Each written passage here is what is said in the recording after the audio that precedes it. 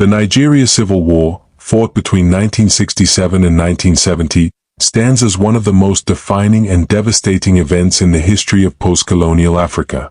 It was not merely a war over land or politics, it was a national unraveling, a test of unity for a country born of colonial stitching but lacking the threads of true cohesion. The causes of the war ran deep, embedded in the foundations of the modern Nigerian state, a country formed in 1914 by British colonial authorities who merged hundreds of diverse ethnic groups into one nation without their consent or input. The artificial union grouped the Hausa Fulani in the north, the Yoruba in the west, and the Igbo in the east into a fragile federation that was supposed to function as a single country. What followed independence in 1960 was a slow-motion collision of ethnic interests, regional politics, and unresolved historical grievances. As Nigeria gained its freedom from British rule, it also inherited the tensions that had been long suppressed by colonial administration. In the years following independence, regionalism and corruption dominated the political landscape. The first national elections were deeply flawed, marred by violence and accusations of rigging. Political elites clung to regional loyalty over national identity. The federal structure meant that regions functioned almost like separate countries, each with its own power base, yet tied together in a brittle union. In January 1966, a group of young army officers, most of them of Igbo descent, staged a military coup, assassinating Prime Minister Tafawa Balewa and several prominent northern politicians. Although the coup leaders claimed their motives were anti-corruption and pro-national unity, the fact that most of the victims were from the north and the west while the new leader, General Johnson Aguiyi-Ironsi, was an Igbo, made the coup appear to be an ethnic power grab. The perception sparked a backlash that would eventually ignite the war. By July 1966, northern officers led a counter-coup, killing Aguiyi-Ironsi and installing Lieutenant Colonel Yakubu Gowon as head of state. What followed was far worse. Between May and October of that year, anti-Igbo pogroms swept through the northern region. Tens of thousands of Igbo civilians were hunted, attacked, and murdered in their homes, markets, churches, and streets. Entire families were wiped out, and trains filled with returning Igbo refugees were attacked before they could reach safety. Over 1 million Igbos fled the north, pouring into the eastern region and fueling a sense of betrayal and national collapse.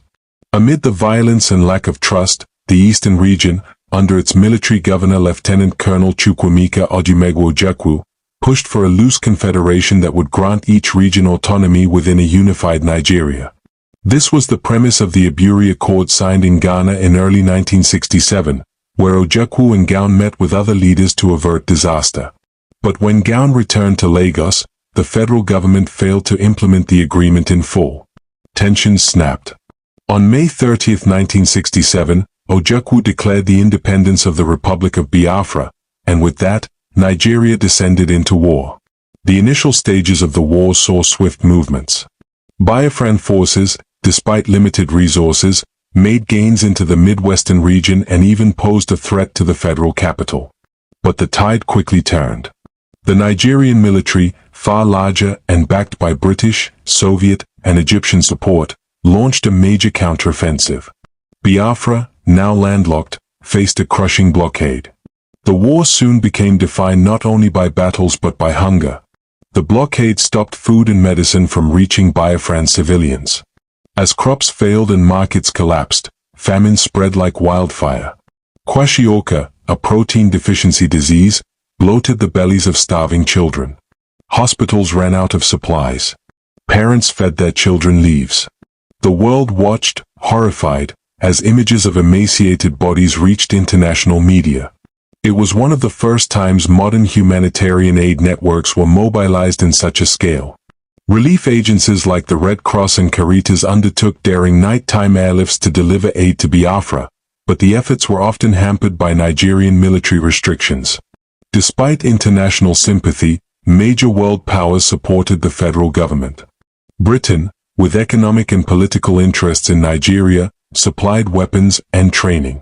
The Soviet Union, eager to establish a presence in Africa, also provided support. France offered rhetorical backing to Biafra but stopped short of full-scale intervention. The United States maintained a policy of neutrality, focusing instead on relief aid while avoiding direct involvement in what it saw as an internal African conflict. Within Biafra, however, the people clung to hope and identity. The war effort was sustained not just by guns but by a belief in survival. Schools continued in makeshift shelters, Biafran engineers built crude refineries, and artists, musicians, and writers recorded the pain and pride of a people struggling for self-determination. By late 1969, Biafra had been reduced to a sliver of its former territory. The people were starving, the military exhausted, and the infrastructure in ruins. On January 9, 1970, Ojukwu left for exile in Côte d'Ivoire, and his deputy, General Philippe Effiong, formally surrendered to Nigerian forces on January 15. The war had claimed the lives of an estimated 1 to 3 million people, most of them civilians.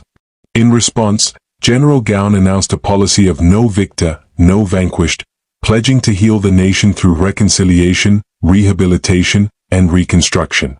Yet the reality of post-war Nigeria was far more complicated.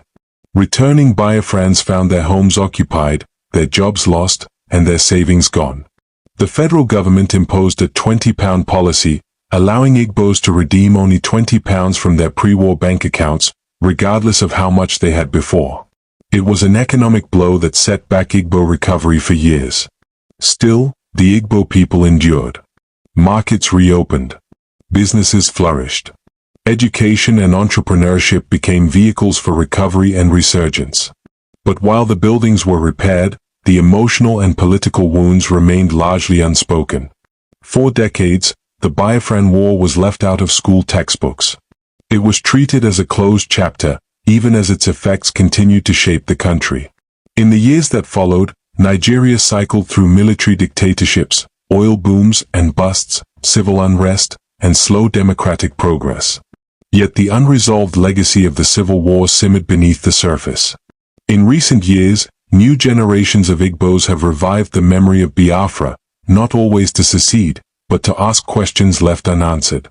Why were they targeted? Why was reconciliation never complete? Why does the fear of ethnic marginalization still run so deep? Groups like the indigenous people of Biafra, IPOB, have reignited these debates, sometimes through protests, sometimes through confrontation. The Nigerian state has responded with crackdowns, arrests, and censorship. But the questions persist, because the history remains alive. The Nigeria Civil War was not only a story of military strategies and political miscalculations. It was a human tragedy. It revealed how fragile nationhood can be when built on distrust and exclusion. It showed how identity can be both a source of strength and a target for violence.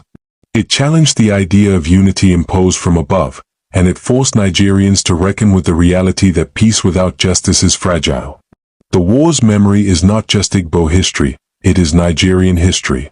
It is a story of what happens when a country fails to listen to its own people. To study the Nigeria Civil War is to understand more than a conflict. It is to confront the foundation of a nation still in search of itself. The blood spilled, the children lost, the silence that followed, none of it has faded. It lingers in the distrust between regions, in the gaps in our textbooks, in the eyes of survivors and descendants.